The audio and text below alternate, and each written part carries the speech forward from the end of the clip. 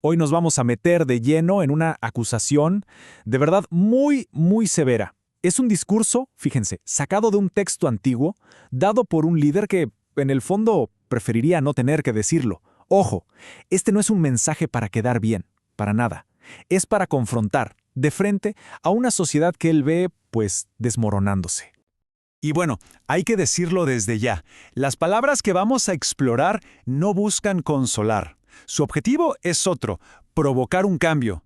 Son un recordatorio de esa idea de que, a veces, la verdad duele, ¿no? Duele porque es necesaria. Y esto nos deja con una pregunta clave. ¿Qué puede llevar a un líder a reprender así tan duramente a su propia gente? ¿Será que está enojado? ¿Frustrado quizá? Pues miren, el texto nos sugiere que la cosa es mucho más compleja.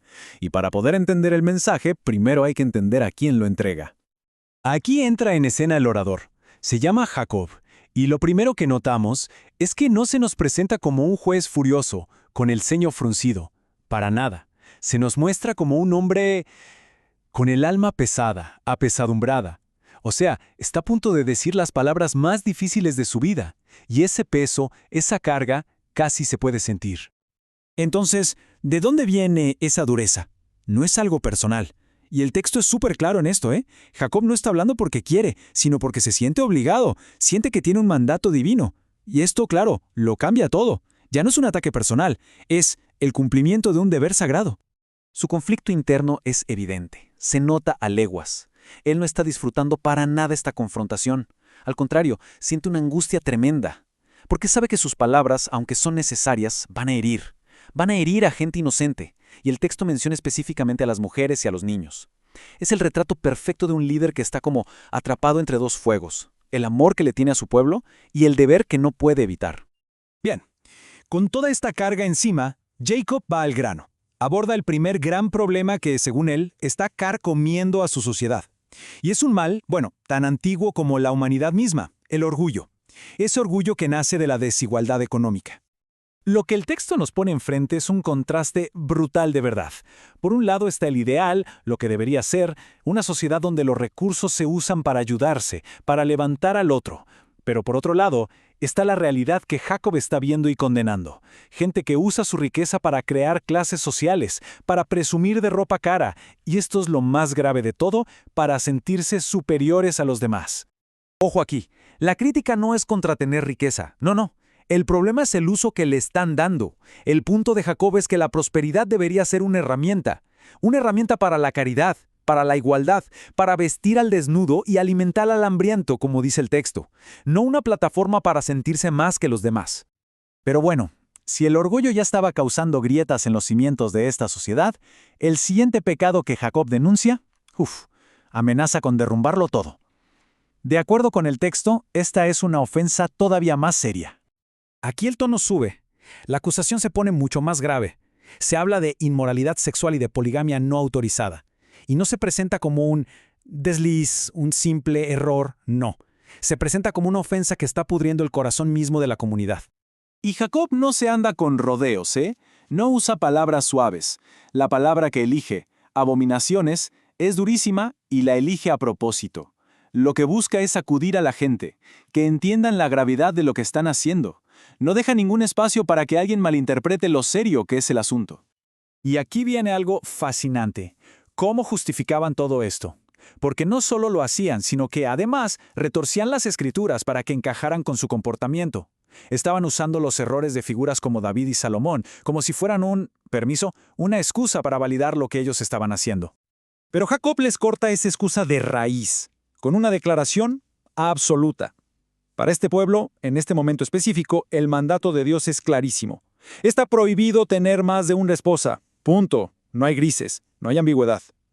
Cualquier otra cosa es una violación directa de ese mandato. Pero el discurso no se queda solo en la condena, en el esto está mal. No. Jacob cambia el foco.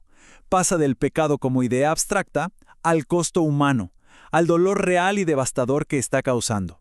Se convierte, de alguna manera, en la voz de los más vulnerables, en el defensor de las víctimas silenciosas de todo esto. Y el primer impacto que menciona es puramente emocional y devastador. O sea, estas no son acciones que no le importan a nadie, no tienen consecuencias abstractas. Están literalmente rompiendo corazones. El corazón de las personas que se supone deberían proteger. Y claro, este dolor individual no se queda ahí, se extiende como una onda expansiva y termina fracturando lo más básico, la familia. Esto ataca la estructura misma de la sociedad. Va creando heridas profundísimas que son casi imposibles de sanar. Jacob, además, es muy específico. Señala directamente a las principales víctimas, las mujeres fieles. Describe esa humillación profunda, ese dolor que sienten al ver cómo sus vidas, su confianza, todo es destrozado por las acciones de sus esposos. Pero este sufrimiento no pasa desapercibido, no ocurre en un vacío. Jacob lanza una advertencia muy potente. El lamento de las víctimas, su clamor, llega hasta los cielos, y Dios escucha. O sea, Dios se posiciona como el defensor de los maltratados, y eso le añade una dimensión divina a la búsqueda de justicia. Bueno, después de diagnosticar estas enfermedades morales de su sociedad, Jacob no ofrece un consuelo fácil. No hay un todo va a estar bien. Al contrario, termina con una advertencia final y un llamado urgente a cambiar, porque las consecuencias de no hacerlo, de seguir por ese camino, son inminentes y son terribles. Lo que el texto nos pinta es una cadena de causa y efecto, casi como si fuera matemática. Fíjense, empieza con la inmoralidad de una persona, que luego escala y se convierte en un sufrimiento colectivo. Ese sufrimiento, a su vez, provoca una respuesta divina, y esa respuesta, si la gente no cambia, termina en una sola cosa: la destrucción total de la sociedad. Y esta es la idea central de todo el discurso.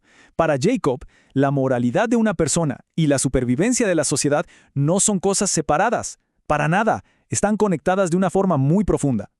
Una sociedad que se pudre moralmente por dentro está condenada sí o sí a derrumbarse por fuera. Al final, este texto nos obliga a todos a enfrentar una pregunta fundamental. La gente de Jacob, al parecer, creía que la riqueza y el placer eran el camino a la grandeza, pero la acusación de este profeta argumenta todo lo contrario. Dice que los verdaderos pilares de una sociedad que perdura son otros. Son la fidelidad, la humildad, la justicia. Y esa disyuntiva, esa elección, la verdad es que sigue siendo tan relevante hoy como lo fue en aquel entonces.